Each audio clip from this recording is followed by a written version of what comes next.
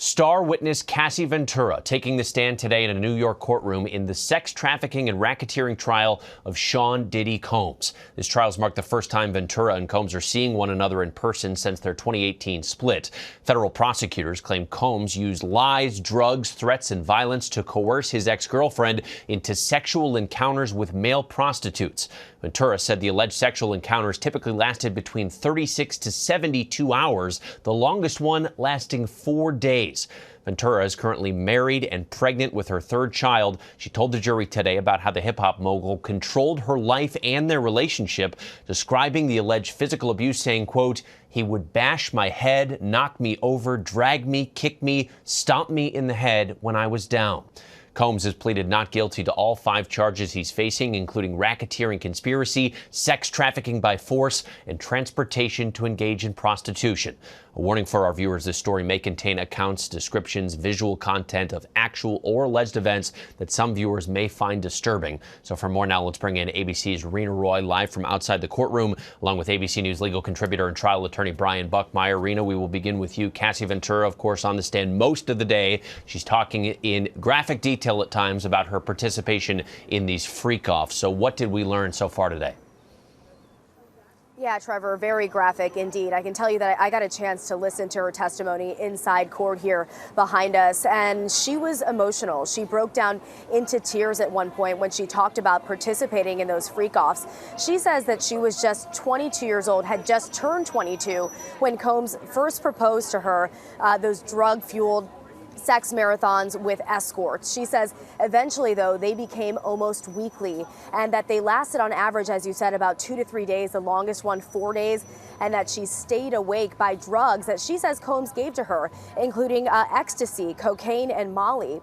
She testified that those freak-offs made her feel dirty and worthless, but that she felt like she did not have a choice but to participate because she says Combs would become violent with her. As you pointed out, she says that he would bash her in the head, kick and drag her, and that she didn't know what would happen if she didn't do what he wanted her to do. She told the jury that she tried to express her feelings about participating, but in at least one text message shown to the jury, Combs told her to make it happen anyway. Trevor?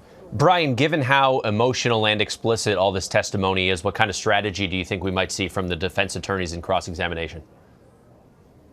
So I think the defense is going to try to move away from the emotion and some of the more explicit terminology that we're seeing in this case and try to go for a much more logical argument that they're making, that Sean Combs participated in domestic violence, allegations that would rightfully so be attributed to state charges, but that there was no racketeering conspiracy. There was no sex trafficking. It was domestic violence for domestic violence sake, based on jealousy, infidelity, and just anger. And so I think that's the angle they're going to take. But some of the testimony, as Rena pointed out, and just how Cassie is on the stand, that's going to be a very hard argument to distinguish between the different types of force and how they were used.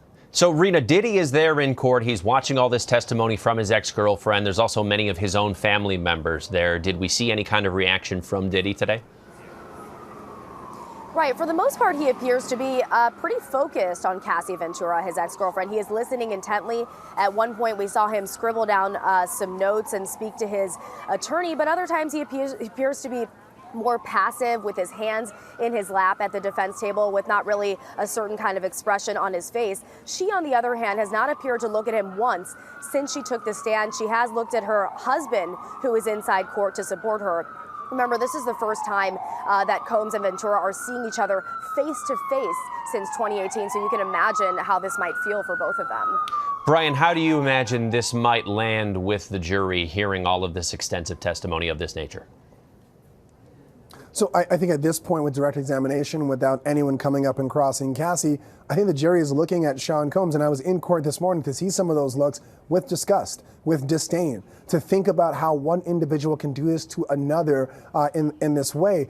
And so I think it's going to be a high hill or even a mountain for the defense to kind of walk this case to the jury to suggest that, yes, Sean Combs, as Tenny Garrigo said in opening statements, has done some indefensible things, but it's a matter of what he's being charged with and what he did a very difficult distinction because I think earlier on in her testimony, it seemed much more about domestic violence. Now we're starting to see the allegations and some of the facts that bleed into that sex trafficking by force, fraud, and coercion, and that enterprise, that criminal enterprise that the government alleged is surrounding Sean Combs' inner circle. Because when she looked at some of those photos of the security guards, the chief of staff, at least for me, as I sat in that courtroom, I could hear the tone of her voice change. I can see her body language change, and you can see that she had some very particular feelings of maybe even fear in describing some of these individuals, and I think that's really proven the case for the government.